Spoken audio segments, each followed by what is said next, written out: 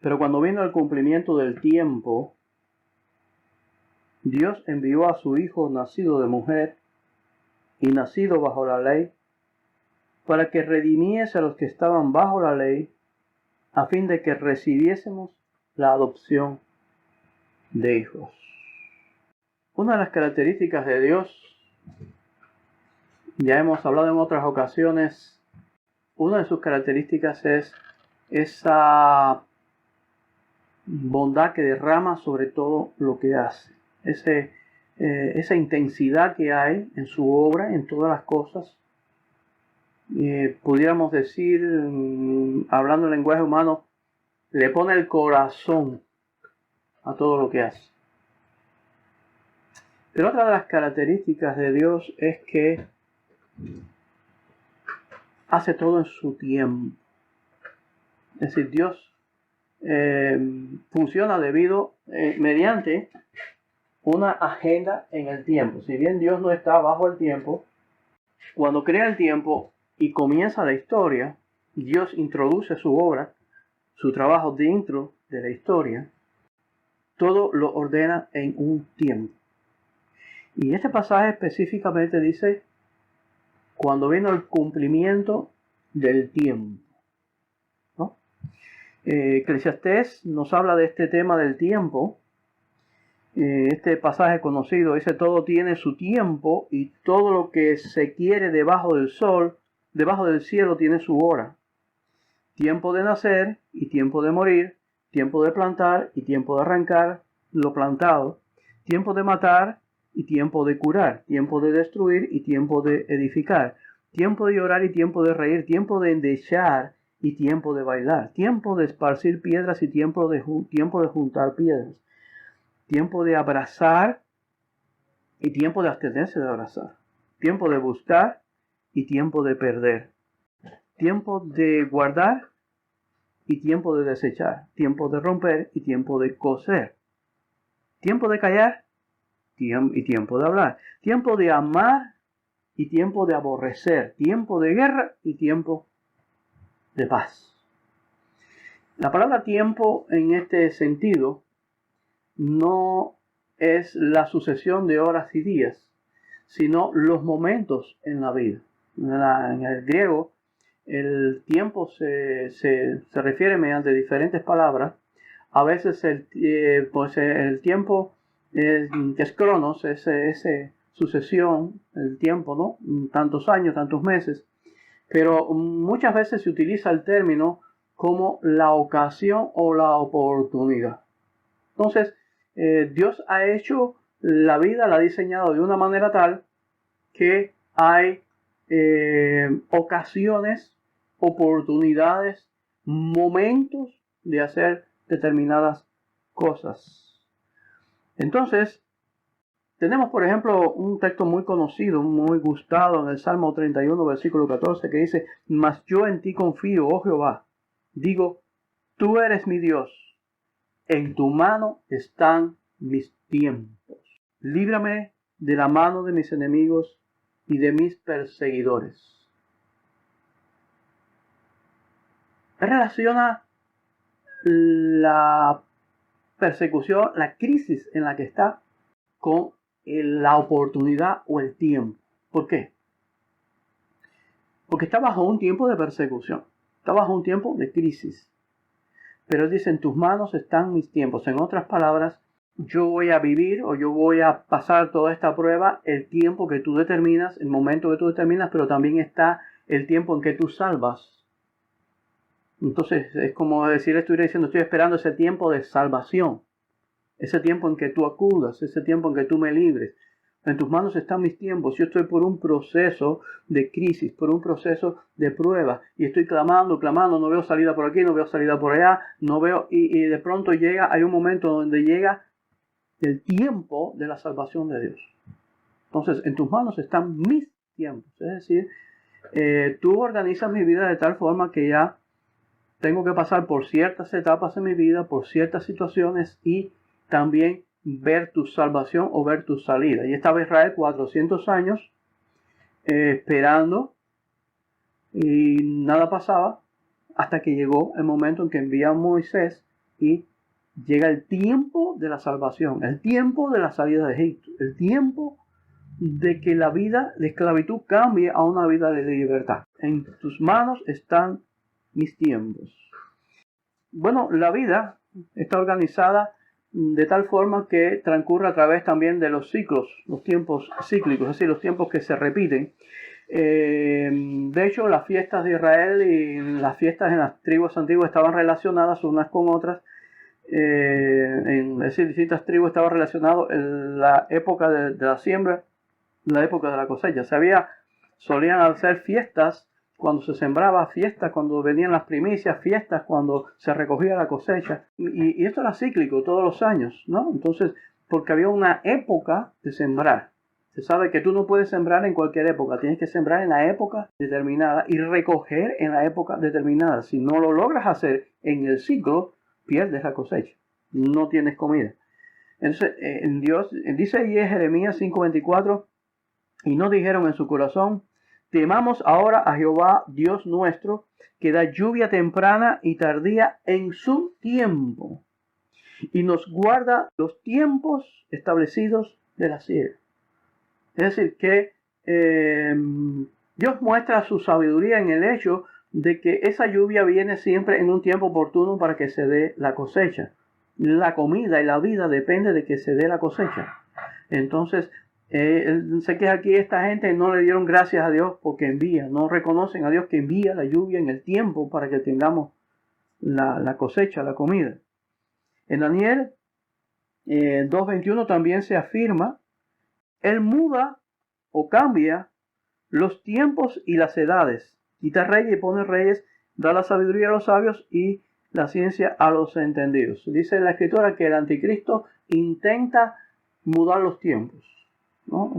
Intenta, trata, quiere, pero quien puede mudar los tiempos y cambiarlos como él quiere es Dios. Entonces, si él quiere que las lluvias estén en su tiempo y que la siembra vaya en su marcha, va, y si él quiere que no vaya, lo cambia y se acabó.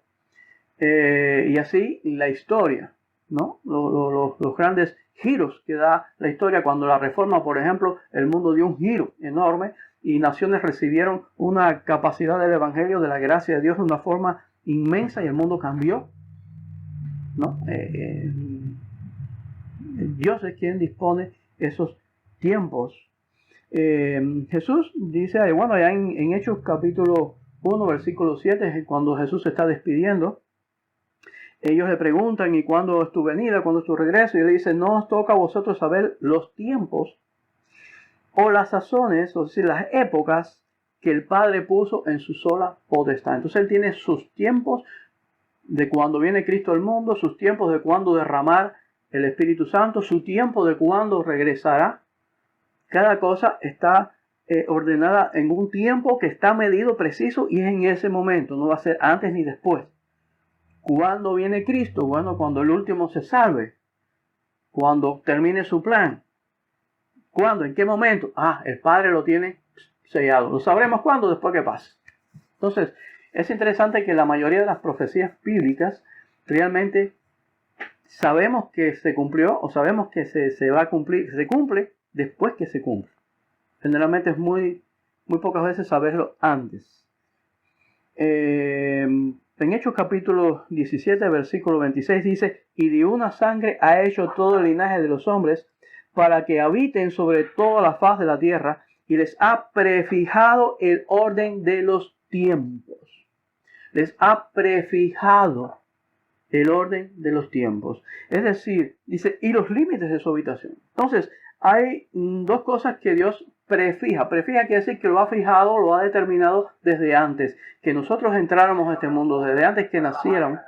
En momento que cuando nosotros nacemos, Dios ha prefijado, es decir, ha fijado el momento histórico en que vamos a nacer y la situación o la época en que vamos a desarrollarnos. Está predeterminado quiénes van a ser nuestros padres, qué sistema de gobierno va a haber, en qué país vas a nacer, qué cultura te va a rodear, qué personas te vas a relacionar. Todo está prefijado, todo está determinado. Los tiempos y las ocasiones, todos los acontecimientos de tu vida. Es decir, hay un diseño donde tu vida va a transcurrir y está predeterminado por Dios. Hay un diseño de una prueba, podemos decir. Cada uno venimos a ser probados. Entonces, pues esa prueba está prediseñada. Y tú entras en el mundo. Yo recuerdo que allá en Cuba se utiliza mucho la palabra resolver. Cuando te robas algo del gobierno, estás robando algo del gobierno, no, estoy resolviendo, ¿no? Entonces tú le dices a la gente, bueno, la Biblia dice que robar es pecado, y dice, pero figúrate, en la época que estamos viviendo y la forma que estamos viviendo, hay que robar, porque es la única forma que tienes de sobrevivir. Entonces, bueno, el asunto es que lo que este pasaje dice es que Dios había previsto cuando Él puso el mandamiento, no robarás, que iban a existir tiempos como el que se vive en Cuba, situaciones como las que se viven, y de todas formas, es decir, no es algo que se le escapó, no es algo que cambió las cosas de cuando Dios lo dijo, sino que todo estaba previsto por Él, y a pesar de los pesares, del momento que tú vivas, el mandamiento sigue estando, no robarás. Entonces sigue siendo pecado igual, y no hay ningún tipo de justificación, porque todo está previsto. Y tú tienes un diseño de una prueba que específica. Hay quien viene al mundo tuerto. Hay quien viene al mundo inválido, ¿no? O hay quien viene bien y se queda inválido después. Ese es un diseño, un tipo de prueba que Dios determinó para esa persona. Y esa persona pues va a ser probada. Otros vienen, salen lindos, hermosos, cantantes, se hacen famosos, ¿no? Y todo parece que les va color de rosa. Bueno, esa es la prueba que ellos van a pasar, que suele ser peor que ninguna, porque lo que sucede es que se llenan de vanidad, se alejan de Dios, y entonces el final no es nada bueno, en la mayoría de los casos. Pero bueno, hay un diseño para cada uno. Todos venimos a ser probados, y tus actos, tus palabras, tus acciones de cada día están siendo medidas y evaluadas, y después viene el juicio. Entonces, viene aquí el tema de la responsabilidad. Entonces, muy importante es el hecho de que todo esto resulta en que tenemos una gran responsabilidad. Responsabilidad porque somos administradores de nuestro tiempo. Uno de los principios básicos de las escrituras es la mayordomía, y es la idea de que nosotros no somos dueños de nada, simplemente somos administradores como criaturas de lo que Dios ha hecho. Y somos administradores de nuestro físico, de nuestro cuerpo, somos administradores de los bienes que poseemos, somos administradores del dinero, de las relaciones con otras personas, somos administradores, y somos administradores de nuestro tiempo. El hecho de que somos administradores quiere decir que no somos los dueños, y por tanto tenemos que darle cuentas al dueño. Entonces yo tengo que darle cuentas al dueño, tengo que darle cuentas de toda mi vida, de todo lo que hago. Y en Colosenses capítulo 4, versículo 5 nos dice: andad sabiamente para con los de afuera, redimiendo el tiempo. Entonces, este es un pasaje que nada más aquí podríamos estar predicando toda la tarde. Pero básicamente nos está llamando al hecho de que somos administradores y que debemos andar nuestra vida, todas nuestras relaciones, todo nuestro interactuar con los incrédulos, con los de afuera, debe ser con esa perspectiva o esa mirada de redimir el tiempo. ¿Y qué cosa es redimir el tiempo? Bueno, redimir el tiempo lleva la idea aquí de aprovechar el tiempo, de aprovecharlo de forma útil. Ahora, ¿cómo yo aprovecho el tiempo? Por ejemplo, la gente que está en algún negocio por internet, un ejemplo por decir algo, pues ellos viajan, y mientras están viajando abren su computadora y están ahí haciendo negocio. Van incluso de viaje, van a un hotel, están en un hotel, mientras están en un hotel sacan su tiempo para aprovechar y darle al negocio, atender el negocio, y en todo momento están aprovechando el tiempo, aprovechándolo para su negocio. En este caso, pues podemos aplicarlo de la misma forma aprovechar nuestro tiempo para el reino de Dios. Aprovechar el tiempo de manera sabia para crecer en la fe, para crecer en la relación con Dios, en la santidad, en revisar nuestra vida, en el conocimiento de la palabra, aprovechando el tiempo, donde quiera que estemos. Donde quiera que estemos. O sea, Pablo le dice a Timoteo, predica a tiempo y fuera de tiempo. Lo que significa que hay una sabiduría en sacar el asca, por decirlo en cubano, buen cubano, sacar el asca a nuestro tiempo. Aprovechar nuestro tiempo para el reino, aprovechar nuestro tiempo para la gloria. En el capítulo 5 de Efesios, versículo 16, lo dice de esta manera, aprovechando bien el tiempo porque los días son malos. Entonces ahora se nos da además un por qué. Porque los días son malos. Quiere decir esto que cada día es difícil de vivir, cada día es difícil de pelear y cada día va a haber una oposición. Yo cada vez que voy a hacer un video, que voy a hacer algo, es una oposición, es una cantidad de cosas en contra. A veces es como que te desanima, es como ya no puedo más. Una oposición, una guerra, una batalla. Entonces, los días son malos. Esa es la razón para aprovechar el tiempo. Porque va a haber algo de parte del enemigo para que tú pierdas tu tiempo. Y hay una pelea realmente entre el diablo y nosotros para hacer que perdamos nuestro tiempo. Él no puede quitarnos la salvación, pero sí puede quitarnos nuestro tiempo. Sí puede quitarnos la confianza en el Señor, sí puede quitarnos muchas cosas. Y Él lucha por ellas para ver cómo nos quita la fe, cómo nos amarga la vida, cómo nos obstaculiza y cómo nos frena para que nos desviemos o no tengamos entusiasmo por las cosas del Señor. Y una cosa que trata de robarnos es el tiempo. Cuando tú vas a hacer algo para Dios, vas a ver siempre un obstáculo. A esa misma hora viene alguien a decirte algo, viene alguien con algún problema, surge una situación que aparentemente es prioritaria, entonces tú tienes que dejar lo que estás haciendo para Dios, y es así, es constantemente tratando de robarte tu tiempo. Y también, las distracciones, ¿no? Distraerte, hacer cosas que no son edificantes, que no valen la pena.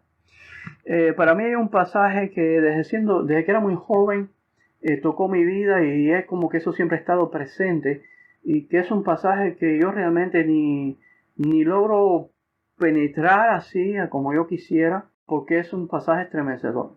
Está en Corintios capítulo 7, versículo 29, donde Pablo habla de las relaciones matrimoniales, del problema de las tentaciones, y trata ese tema de las relaciones con los incrédulos, si estás casado con un incrédulo, y en ese contexto, porque estaban las dudas de si es bueno casarse, si no es bueno casarse, y en ese contexto él dice algo interesante.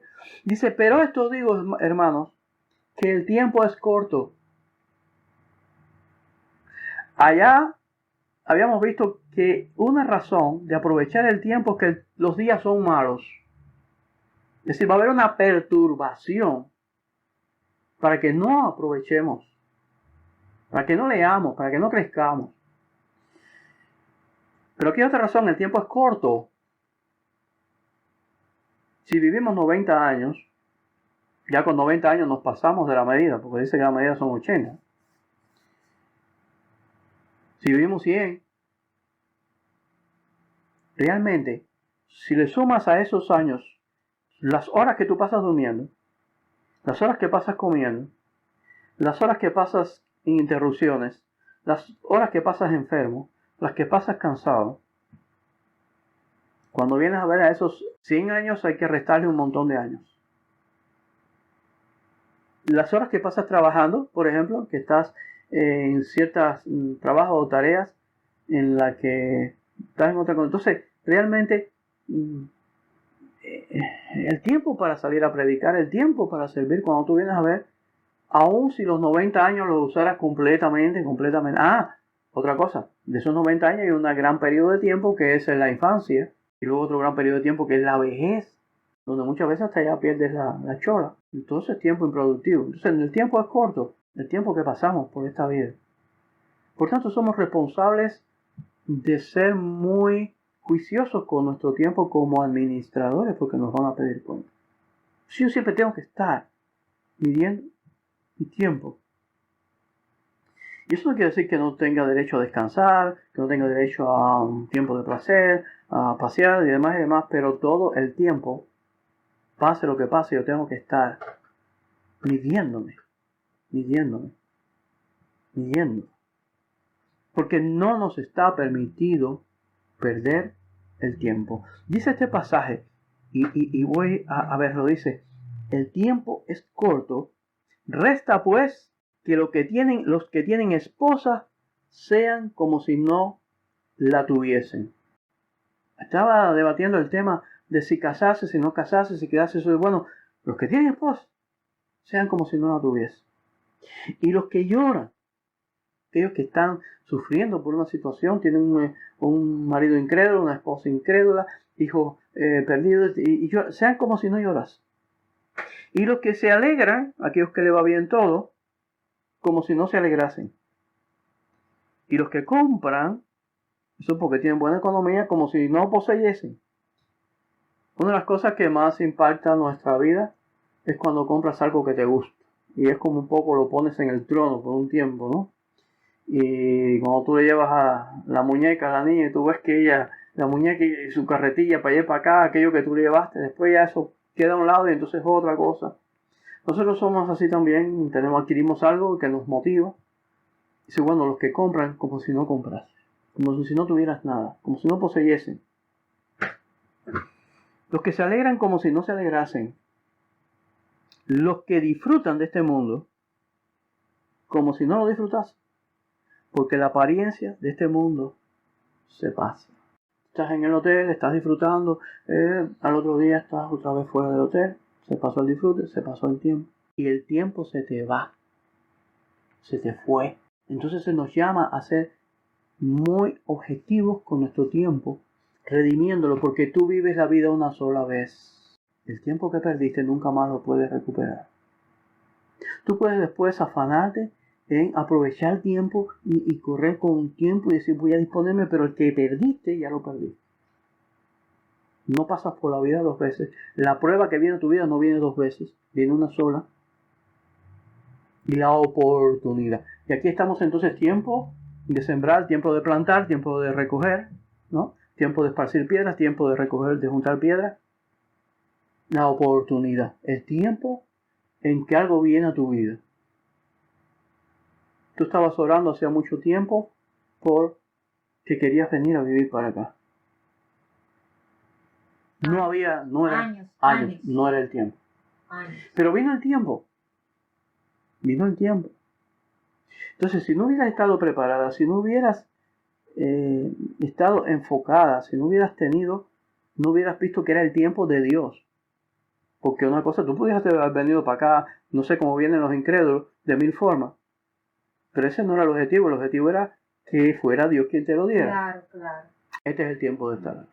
¿Me entiendes? Gracias a Dios.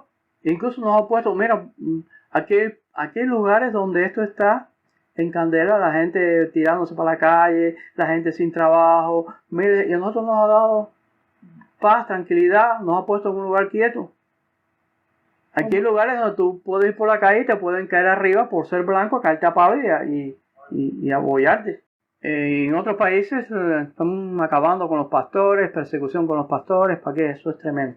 Bueno, la idea es que en medio del tiempo, por ejemplo, ahora sabes que Dios nos tiene aquí y nos ha puesto aquí y Él sabe el porqué y sabe Él de cuántas cosas nos está librando. Sin embargo, mañana puede decir tal cosa, esto, lo otro, aparecer una iglesia, empezar a añadirse gente, no sabemos, porque Él tiene su tiempo. Pero lo que uno tiene que estar es velando el tiempo y aprovechando cada tiempo. Ahora es un tiempo donde no tenemos un montón de gente para predicarle. Y de hecho eso tiene una parte positiva buena, Y es que un montón de gente para predicar es un montón de problemas y de rollo. Ahora es un tiempo, sin embargo, para orar, donde podemos pasar mucho tiempo orando. Creo que estos son momentos muy importantes de estar orando. Jorge, ora mucho por este país. Ahora, en enero, los primeros días de enero hasta el día 6, pueden venir cosas muy terribles, cosas muy duras, batallas, no sabemos, pero hay que estar orando, porque Dios nos ha puesto a orar. Esa es nuestra tarea, orar y clamar por este país, clamar por el mundo que nos rodea.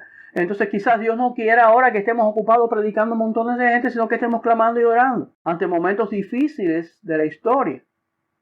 Y nos ha concedido ese privilegio. Otros no pueden, otros tienen que estar en la locura, en el tormento, por ir para allá, corriendo. En situaciones, vaya usted a saber, hasta de persecución. Hay una tonga de pastores, mira, en España, en Europa, que los han matado, que los están persiguiendo, que los están horrores. Nosotros tenemos la oportunidad de estar más tranquilos. Entonces, oremos por ellos, tengamos oración ahí constante por ellos. En China. China es un país que está en el desastre ese, del dominio ese que tienen y están llenos de conflictos internos. Y dentro de eso hay una iglesia ahí que está enorme. No sabemos qué tipo de iglesia, qué cuánto de herejía o de no herejía habrá. Sabemos que sí hay buenas misiones, que sí hay buen evangelio, pero está mezclado con todo, no sabemos, pero hay una iglesia muy grande. Quizás China, Dios la bendiga y sea el otro pase, se acabe toda esa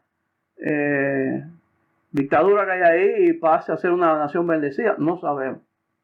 Pero nosotros tenemos que orar por los cristianos que están allí, tenemos que estar clamando por el mundo, por los presidentes, para que Dios les dé sabiduría. Son los hombres que Él ha puesto al frente.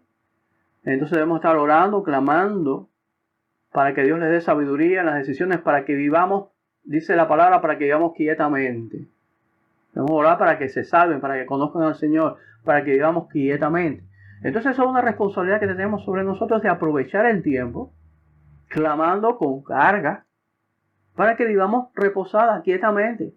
Allí en Cuba hemos visto que ha ido para atrás y para atrás y para atrás, pero nosotros no podemos guiarnos por la evidencia. Nosotros tenemos que seguir intercediendo delante de Dios. Dios no está obligado a bendecir a Cuba. Dios no está obligado a hacerle un bien a Cuba. Nosotros nada más podemos clamar por misericordia de Dios, que cambie esa situación y que traiga bendición sobre Cuba. Entonces no podemos cansar de hacerlo, porque estamos para eso. Y tal vez Dios nos responda ahora, nos vayamos de aquí y 20 años después que nos fuimos, nos morimos, entonces traiga la salvación de la oración que nosotros hicimos ahora. No sabemos. Pero dice aprovechando el tiempo. Ahora quizá hoy es tiempo de recoger piedra, mañana es tiempo de esparcir piedra. Quizá mañana tengamos que ir a predicar o tengamos que ir a ser perseguidos, no sabemos. Pero cada etapa, cada momento hay que aprovecharla. Entonces, lo que sí es cierto es que no nos está permitido perder el tiempo. Allí en el libro de Hebreos, capítulo 5, versículo 12, se habla de, este siempre ha sido un texto que a mí Hebreos es un libro muy duro, muy fuerte. Y el autor tiene una crítica a los creyentes hebreos. Les dice, capítulo 5, versículo 12, porque debiendo ser ya maestros después de tanto tiempo, tenéis necesidad de que se os vuelva a enseñar cuáles son los primeros rudimentos de las palabras de Dios, y habéis llegado a ser tales que tenéis necesidad de leche y no de alimento sólido.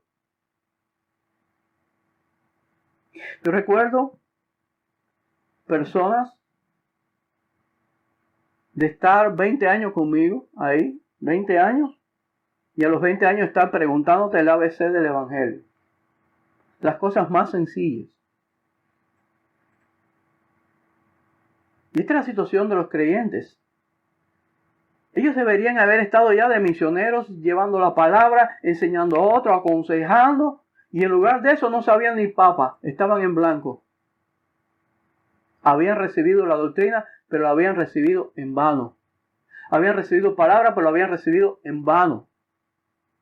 No la tragaron, no se llenaron de la palabra, no aprovecharon a aquellos maestros que les estaban dando la doctrina, que les estaban enseñando.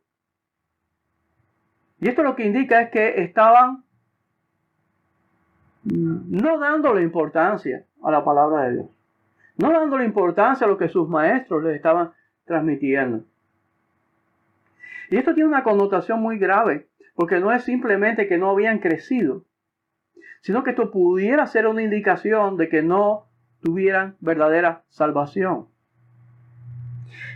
En el capítulo 6, versículo 4, un poco más adelante, después de haberle dicho a ellos, ustedes están igual que bebés, ustedes están con el ABC del Evangelio, no saben nada de Biblia, no han aprendido nada, no han atesorado, no le han dado valor, no le han dado importancia a esto.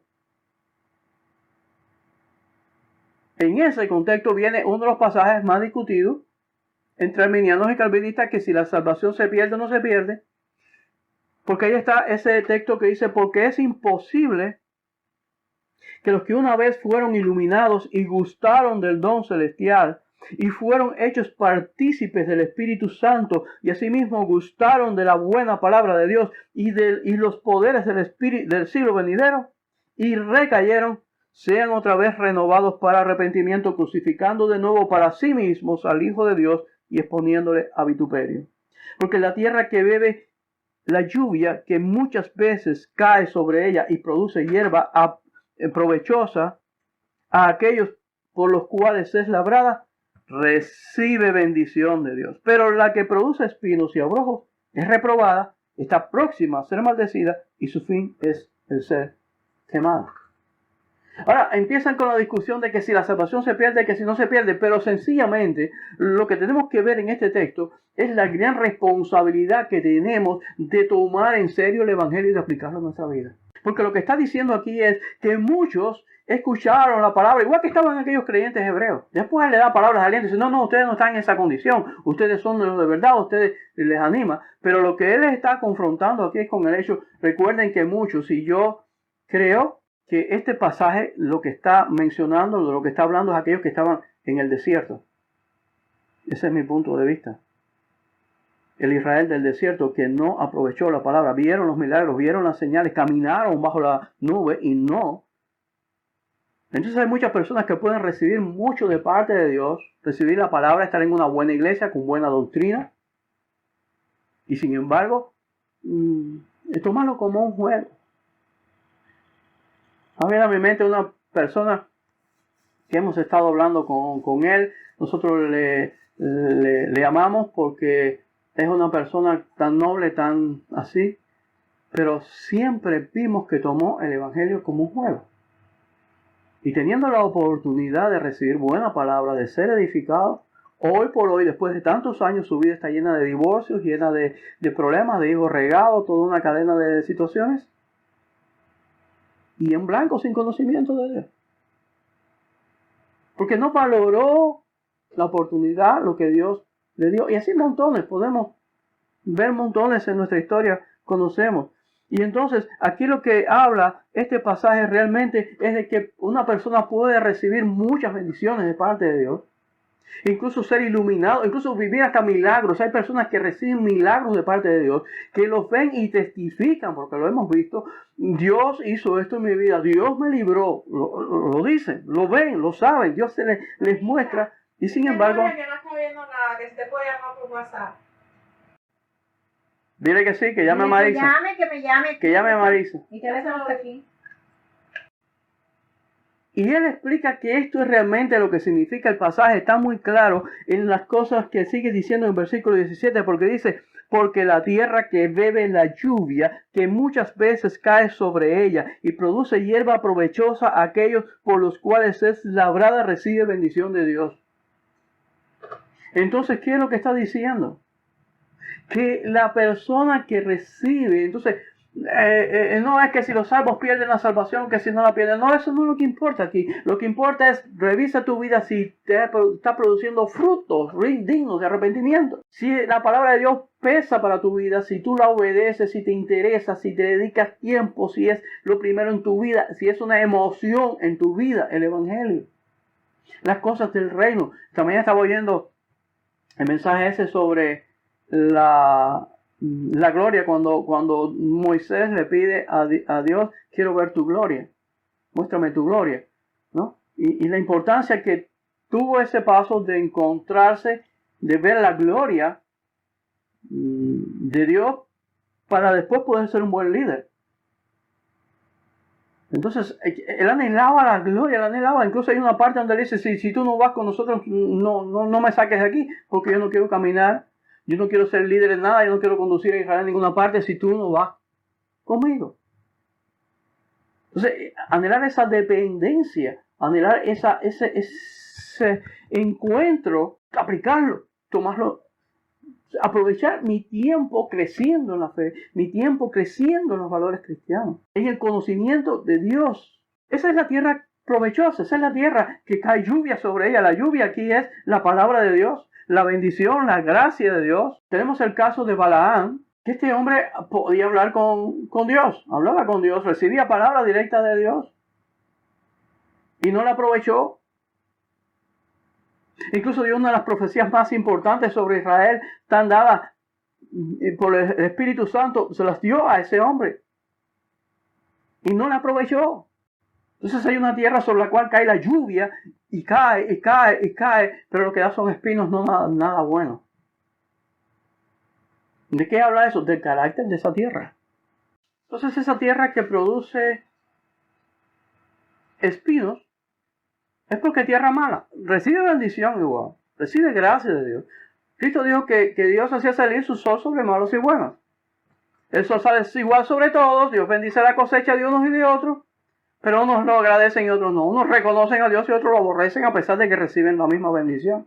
Igual sucede con el Evangelio.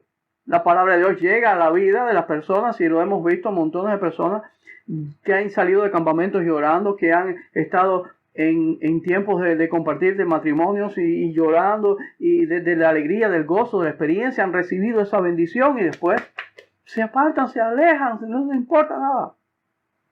Porque son tierra mala. Entonces hay una advertencia para nosotros porque hay una responsabilidad. Aprovechar el tiempo, porque si no seremos tierra maldecida y quemada. Pero estamos hablando de todo esto porque Cristo vino en el tiempo exacto. Cristo vino en el tiempo ni antes ni después. Y su vida transcurrió bajo una agenda muy apretada. Todo lo que hizo fue rigurosamente programado. Y ese sí no perdió el tiempo. Ese sí no perdió ni un segundo. Todo el tiempo de Cristo fue bien aprovechado. Vivía bajo una dirección estricta del Padre, porque desde luego él vivía en una comunión perfecta. Nosotros podemos vivir en una comunión estrecha con Dios, pero no en una comunión perfecta. Él vivía en una comunión perfecta.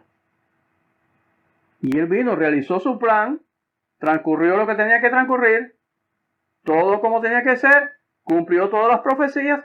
Cuando llegó el momento, se fue. Todo muy exacto. Marcos capítulo 1, versículo 14. Después que Juan fue encarcelado, Jesús vino a Galilea predicando el evangelio del reino de Dios, diciendo, el tiempo se ha cumplido y el reino de Dios se ha acercado. Arrepentíos y creed en el evangelio. El tiempo se ha cumplido y el reino de Dios se ha acercado. ¿Por qué se ha acercado el reino de Dios? Porque se cumplió el tiempo. El tiempo de Dios. Romanos capítulo 5, versículo 6. Porque Cristo, cuando aún éramos débiles, a su tiempo murió por los impíos. ¿Cuándo murió? No antes de tiempo, no después, en el tiempo exacto, a su tiempo. No al tiempo de los hombres, no al tiempo de Herodes, no al tiempo... Herodes quería matarlo cuando era niño. Los fariseos querían matarlo en muchas ocasiones, pero no en el tiempo de ellos, en el tiempo de él.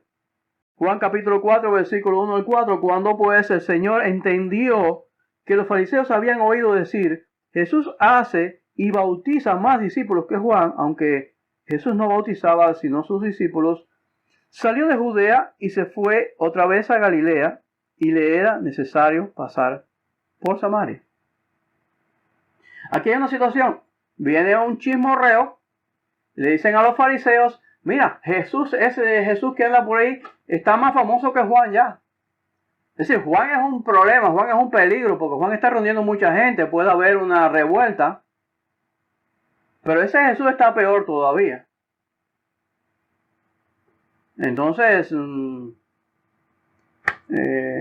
empiezan los fariseos, Jesús entendió y dijo, ahora van a arremeter contra mí. Se retiró y se fue para otro lugar. Pero hay un poco más, es como que eso era una señal que él tenía ya prevista. Cuando ellos se enteren y hablen así, es el momento de yo moverme. Todo estaba programado. También dice, era necesario pasar por Samaria. Quiere decir que eso estaba en el plan de Dios. Allí habla con la samaritana le habla al grupo de hombres y el evangelio se expande por toda Samaria.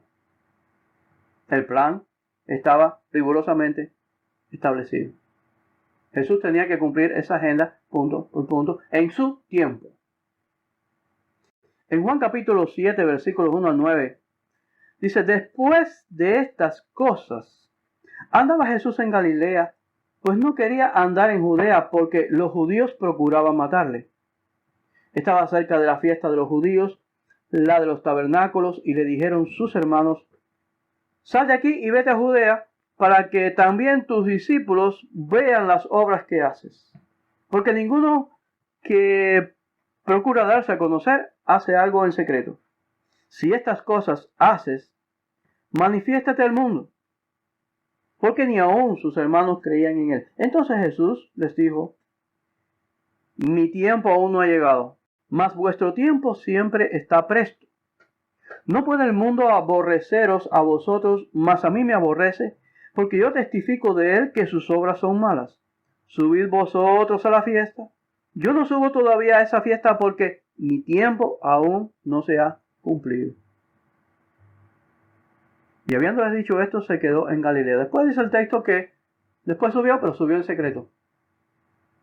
No era el tiempo de que lo mataran. Si él subía abiertamente, lo iban a matar. No era el tiempo. Capítulo 7, versículo 44. Y algunos de ellos querían apedrearle, pero ninguno le echó mano. Querían apedrearle. Vamos a matar. Pero no lo hicieron porque no era el tiempo. Los alguaciles vinieron a los principales sacerdotes y a los fariseos, y estos le dijeron, ¿por qué no le habéis traído? Los alguaciles respondieron, jamás hombre alguno ha hablado como este hombre. Impactó sus vidas. Sin embargo, cuando llegó la hora, esos mismos enemigos, esos mismos soldados fueron y lo llevaron preso. A pesar de que cuando él dijo, yo soy, se cayeron todos. Pero lo llevaron preso porque era el momento. Ahora no es el momento, no pueden hacerlo. Sencillamente se desvanece la idea en sus mentes de atraparlo. Capítulo 10, versículo 31 de Juan. Entonces los judíos volvieron a tomar piedras para apedrearle otra vez. Pero no lo hicieron. Juan capítulo 10, versículo 39 al 42. Procuraron otra vez prenderle, pero él se escapó de sus manos. Y se fue de nuevo al otro lado de Jordán, al lugar donde primero había estado bautizando Juan, y se quedó allí. Y muchos venían a él y decían, Juan a la verdad ninguna señal hizo, pero todo lo que Juan dijo de éste era verdad. Y muchos creyeron en él ahí. Entonces, ahí vemos cómo él va cumpliendo su agenda y Satanás tratando de impedir que se cumpla la agenda y tratando de estorbar el tiempo de Jesús y tratando de adelantar las cosas y cambiar los tiempos y las sazones como quiere el anticristo, pero no puede porque Dios tiene su agenda y su plan determinado exacto. Por fin, cuando llega el tiempo en que habría de ir a la cruz, dice Lucas capítulo 9, versículo 51, cuando se cumplió el tiempo en que él había de ser recibido arriba, afirmó su rostro para ir a Jerusalén. Entonces ya llega el momento donde dice, ahora sí es la cruz, ahora sí voy por el proceso, y afirmó su rostro, se puso firme para enfrentarse con lo que él sabía que se iba a enfrentar. Y arrancó para allá, para Jerusalén. Juan capítulo 13, versículo 1. antes de la fiesta de la Pascua, sabiendo Jesús que su hora había llegado, para que pasase de este mundo al Padre, como había amado a los suyos que estaban en el mundo, los amó hasta el fin, sabiendo que su hora había llegado. Era el momento en que su hora había llegado la hora de él cumplir la obra de la cruz. Ahora, no solamente la obra de Jesús está marcada por un tiempo preciso, por un momento histórico preciso, sino que la predicación del Evangelio también tiene su momento histórico, su momento en que es lanzado. Ellos estaban allí, el Espíritu Santo, no había venido, entonces Jesús le dice, estén tranquilos, estén quietos ahí, en espera, hasta que el Espíritu Santo venga. Entonces había un momento para arrancar con la predicación del Evangelio. ¿Qué tenían que estar haciendo? En espera. ¿Cómo estamos nosotros ahora? En espera, tranquilos, clamando, orando. Dice que estaban todos unánimes. Cual día que vino el Espíritu Santo sobre ellos, estaban todos unánimes orando. Y entonces vino el Espíritu Santo. Entonces comenzó la predicación del Evangelio. Pero mientras no estaban perdiendo el tiempo, estaban orando, estaban juntos, estaban en espera. En 1 Timoteo capítulo 2 versículo 5 dice, porque hay un solo Dios y un solo mediador entre Dios y los hombres, Jesucristo hombre, el cual se dio a sí mismo en rescate por todos, de lo cual se dio testimonio a su debido tiempo. En Tito capítulo 1 versículos 1 al 3 dice, Pablo, siervo de Dios y apóstol de Jesucristo, conforme a la fe de los escogidos de Dios y el conocimiento de la verdad que es según la piedad, en la esperanza de la vida eterna, la cual Dios, que no miente, prometió desde el principio de los siglos, y a su debido tiempo manifestó su palabra por medio de la predicación que me fue encomendada por mandato de Dios nuestro Salvador. Entonces no solo la venida del Mesías, su entrada al pesebre, no solo su historia, su agenda de vida, su ministerio y su muerte en la cruz estaba bajo un riguroso plan en el tiempo escogido de Dios, sino que el momento de que fuera lanzado el Evangelio también estaba marcado por un tiempo exacto de parte del Señor. Algo interesante es que los judíos sabían que Jesús o el Mesías, no reconocían a Jesús, pero el Mesías tenía que venir en ese tiempo. ¿Por qué? La escritura estaba llena, el Antiguo Testamento estaba lleno, creo alrededor de unas 700 profecías acerca del Mesías que le describían. Jesús cumple todas esas profecías, todas se cumplen en Jesús. Pero una de las cosas es que ellos sabían que ese era el tiempo en que Jesús habría de venir. Y esa es la razón por la que empieza a manifestarse una serie de Cristos, de falsos Cristos que se levantaban y decían yo soy el Cristo, llevaban un grupo tras ellos, se fajaban con los romanos los aplastaban y los mataban. Y surgía otro, y esa era una de las razones precisamente que lleva a los fariseos incluso a matar a Jesús, porque lo veían como un posible revoltoso, como una posible amenaza y podía provocar la ira de los romanos y que vinieran y aplastaran, porque ellos no concebían un Jesús humilde, ellos no concebían un Jesús en la forma en que vino, ellos esperaban un Jesús que venía con gran poder, con gran manifestaciones gloriosas de poder, iba a expulsar a los romanos. Cuando Jesús viene, los Herodes siguen en el trono, los romanos siguen aplastando y pisoteando, el Pilato sigue haciendo masacres en el pueblo, hacía masacres, mataba, estafaba, todo tipo de cosas injustas. Y entonces Jesús andaba para allá y para acá, hasta el mismo Juan le manda a decir, le manda una embajada, ven acá, tú eres por fin o no eres, porque vemos que tú no haces nada, el mundo, la injusticia sigue, y todo está como antes, y nosotros esperábamos el reino, ¿no? Él mismo estaba preso, entonces los judíos no decían, bueno, Jesús puede ser otro revoltoso y puede haber una matazón. E incluso el sumo sacerdote dice, es necesario que un hombre muera por todo el pueblo. Ahí está dando una profecía sin saberlo, pero lo que él estaba diciendo era, es mejor que matemos a este y que no haya una revuelta y una matazón aquí, porque se habían levantado varios cristos falsos y habían producido problemas. ¿Y por qué? Porque se sabía que esa era la época. que esa era la época. ¿Y por qué se sabía? Bueno, en las 70 semanas de Daniel había un cálculo que daba justo con esa época. Entonces, esa era una de las razones para saber el tiempo de Dios, el tiempo en que el Mesías tenía que aparecer. Otro texto importante estaba en Génesis 49:10, cuando Jacob le está dando la bendición a sus hijos y le da la bendición a Judá específicamente, y él le dice a Judá que el reino sería de él, el cetro, el rey sería de Judá, es decir, el reino de Israel estaría en manos de Judá. Y es interesante porque le dice: no será quitado el cetro de Judá ni el legislador de entre sus pies hasta que venga Silo. Silo era el Mesías. Y a él se congregarán los pueblos. Leyendo en la Biblia de las Américas, se ve cómo esto describe a Jesús de una forma increíble. Dice: el cetro no se apartará de Judá, ni la vara de gobernante de entre sus pies, hasta que venga Silo, y a él sea dada la obediencia de los pueblos. Él ata a la vid su pollino, y a la mejor cepa el hijo de su asna. Él lava en vino sus vestiduras, y en la sangre de las uvas su manto. Se sabe que Jesús entra a Jerusalén montado sobre un pollino, y se sabe que hay profecías donde dice: ¿quién es este que viene teñido de rojo? ¿Por qué son rojos tus vestidos?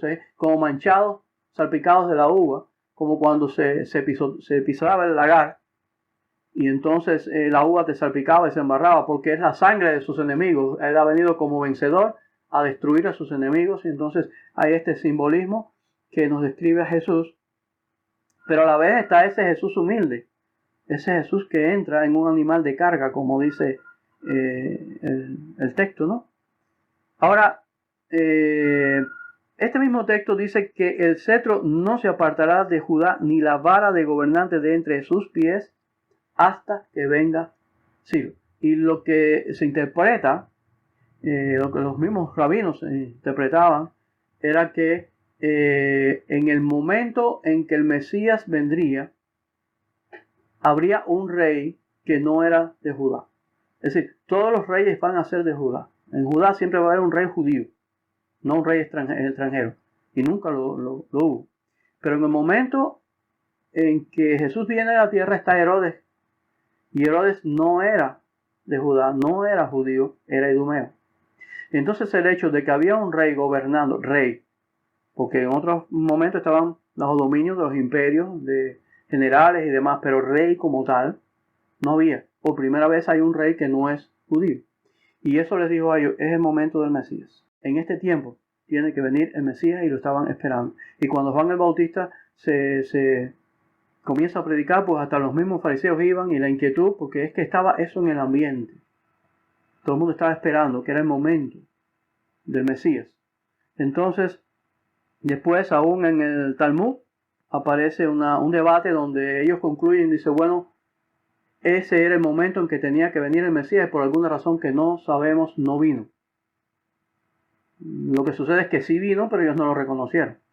Pero Dios tiene su tiempo, y Dios cumple sus promesas en su tiempo, y actúa en su tiempo. Y no solamente la salvación, no solamente la redención, sino todo en la historia y todo en nuestra vida está planificado por el tiempo de Dios. Pero entonces, a la vez, Dios nos dice a nosotros que hay una responsabilidad de administrar sabiamente el tiempo, de aprovechar el tiempo, vivir sabiamente, porque los días son malos, porque el tiempo es corto.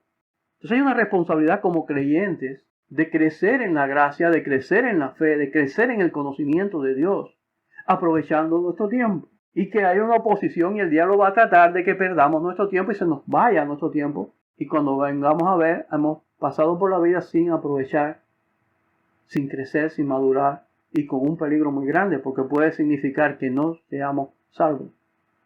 En Romanos capítulo 13, versículo 11 dice: y esto, conociendo el tiempo, que es ya hora de levantarnos del sueño, porque ahora está más cerca de nosotros nuestra salvación que cuando creímos. ¿Ya recibiste la salvación un día? Ahora el tiempo está transcurriendo y tú te estás acercando todos los días a ese día en que vas a ser rescatado. Y todos los días se está acercando ese día en que Cristo va a volver. Entonces, como eso viene, y viene a una velocidad enorme, y la Biblia dice muchas veces el tiempo es corto, y muchas veces dice que Él viene y ya, es como un llamado a que tú te des cuenta, entiendas que eso viene con el tiempo de Dios, de su segunda venida, viene con una velocidad enorme. Una velocidad que puede significar siglos, pero que para la vida de nosotros que vivimos solo unos años en este mundo, es cuando mires para atrás se te fue la vida. Cuando miras para atrás se te fue el tiempo. Y ya hay un momento donde no puedes ni leer, porque no ves. Hay un momento donde no oyes. Hay un momento donde ya no tienes energía. Se te fue. Y te fuiste. Pero conociendo que ya es el tiempo, que nos vamos acercando vertiginosamente a ese momento, dice, la noche está avanzada y se acerca el día. La segunda venida de Cristo se acerca vertiginosamente. Desechemos pues las obras de las tinieblas y vistámonos de las armas de la luz. Andemos como de día honestamente, no en glotonerías y borracheras, no en lujurias y lascivias, no en contiendas y envidias, sino vestidos del Señor Jesucristo y no proveáis para los deseos de la carne. Dice que este fue el texto con el cual se convirtió Agustín de Hipona. Pero ¿qué se nos está diciendo? ¿Qué es aprovechar el tiempo entonces? Vivir para la gloria de Dios. Vivir para aquellas cosas que glorifican el nombre de Dios. Dejando las cosas que son de este mundo. Primera de Pedro capítulo 1 versículo 17 al 21. Y si invocáis por Padre aquel que sin acepción de personas juzga según la obra de cada uno, conducíos en temor todo el tiempo de vuestra peregrinación. Y pudiéramos estar hablando mucho de este pasaje. Pero este es uno de los textos que nos dice que el juicio va a ser por obras. Los arminianos tienen un error muy grande en eso. Porque dicen, no, esto es por fe, la salvación es por fe. Y nosotros los reformados somos paladines de la salvación por fe y solo por fe. Pero la fe va a ser medida después, el día del juicio, por tus obras. El mismo Santiago dice, tú tienes fe, yo tengo obras, muéstrame tu fe por tus obras. Entonces el día del juicio yo voy a tener que mostrar mi fe por mis obras, que yo determiné, qué actitud tomé, qué hice con mi tiempo, qué hice con mis oportunidades. Y yo voy a tener que demostrar mi fe y mi salvación por el resultado, por el fruto de mi vida. Dios dice que si no hay fruto en mi vida, Él espera fruto. Fuimos salvos para producir frutos. Frutos dignos de arrepentimiento. Frutos de la gracia de Dios. Y uno de esos frutos es aprovechar nuestro tiempo de forma sabia, ser buenos administradores de nuestro tiempo.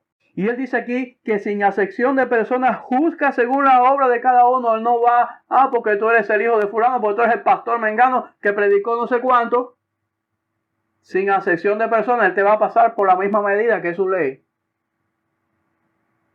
Y tú vas a tener que demostrar por medio de tu fe. Tú no vas a tener que demostrar que tú eres perfecto. Ni vas a tener que demostrar que tú no has pecado. Ni tú vas a tener que demostrar que eres un hombre o una mujer débil, frágil, que cae, que duda. Pero tú vas a tener que demostrar que verdaderamente has depositado toda tu confianza en Él. Y que el reino de Dios es lo primero en tu vida y ha sido importante a pesar de tus debilidades.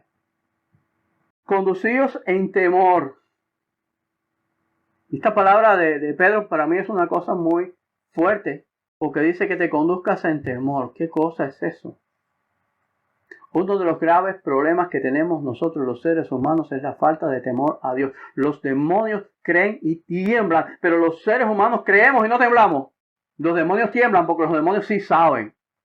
Y nosotros no temblamos por lo ignorante que somos. Desconocemos con quién es el ser con el que estamos tratando. Nosotros tenemos que tener conciencia de que estamos tratando con un ser infinito, con un ser perfecto.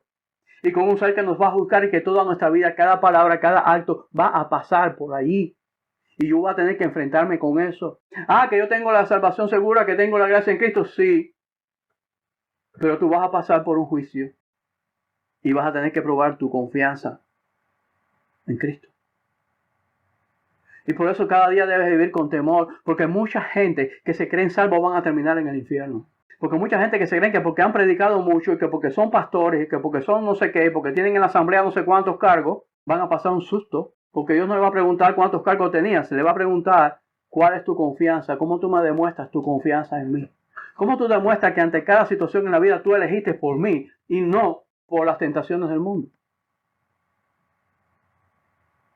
Ese es el reto.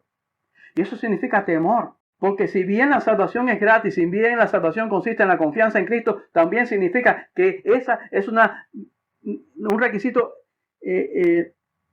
primordial tomar en serio esa salvación. Porque si tú no lo tomas en serio, si tú no aprovechas tu tiempo, si tú no vives en temor delante de ese Dios glorioso ante el cual tú te vas a presentar, estás en un grave problema. La Biblia habla una y otra vez del temor de Dios, el temor de Dios. Y el temor de Dios no es el pánico que nos hace huir. El temor de Dios es esa actitud reverente que nos lleva a reconocer que ese Señor glorioso es digno y que tenemos que poner nuestra frente en el suelo. Y que no podemos vivir nuestra vida delante de Él con la cara en alto, sino con la frente en el piso, porque somos pecadores y somos un asco delante de Él y no tenemos derecho a estar en su presencia. Aún los ángeles se cubren y son santos y se cubren con las alas.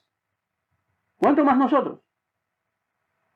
Somos seres indignos llenos de basura, de estiércol, de porquería, para presentarnos delante de un Dios santo. Ese día saldrá toda la verdad de nuestra vida. Toda. Y por eso tengo que vivir con temor.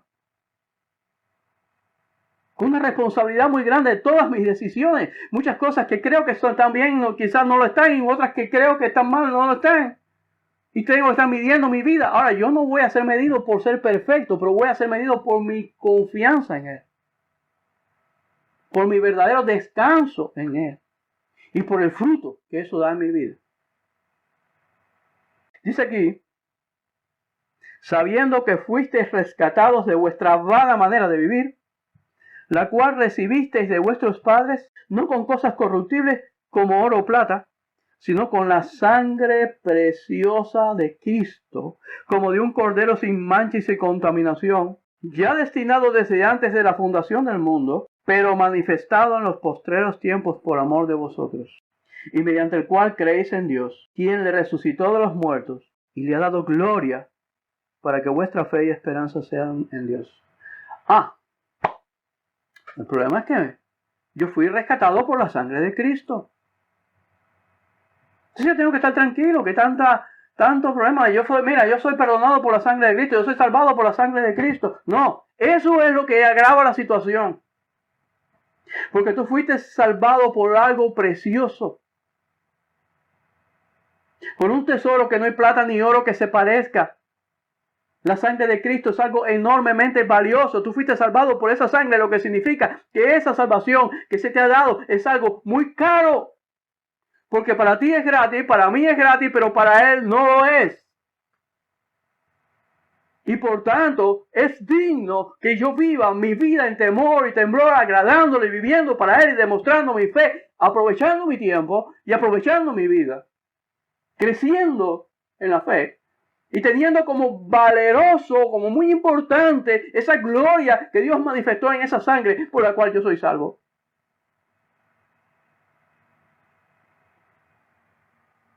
La sangre de Cristo es el mayor motivo para yo vivir en temor. El temor de no ser respetuoso. El temor de no valorarla como debería.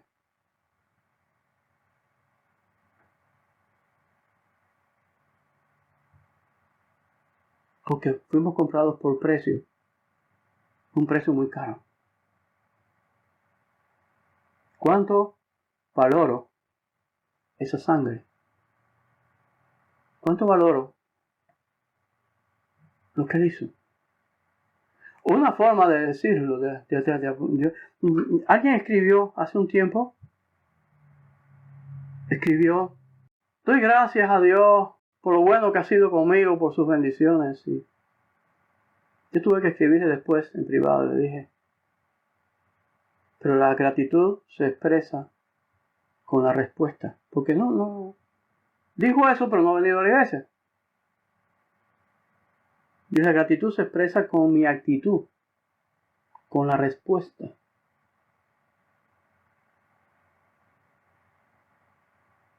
Cuánto yo valoro la sangre de Cristo depende de cómo yo administro mi tiempo, de cómo yo aprovecho mi tiempo, el que se me ha dado, según lo que se me ha dado. Porque si es tiempo de esparcir piedra, entonces yo no tengo por qué estar recogiendo piedra. Pero cuando llegue el momento de recoger piedras, debo estar alerta de que ese es el momento y empezar a recoger las piedras. O si es de esparcir, de esparcir.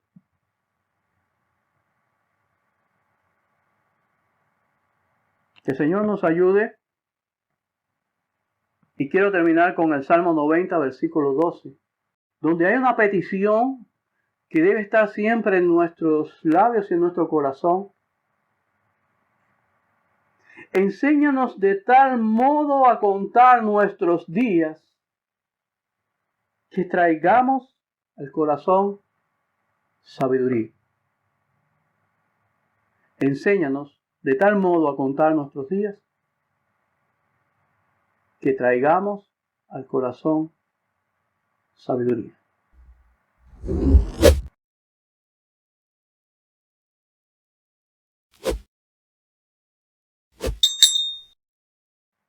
Que la gracia de Dios sea con nosotros para que vivamos responsablemente delante de Él, aprovechando el tiempo, porque los días son cortos, porque los días son malos.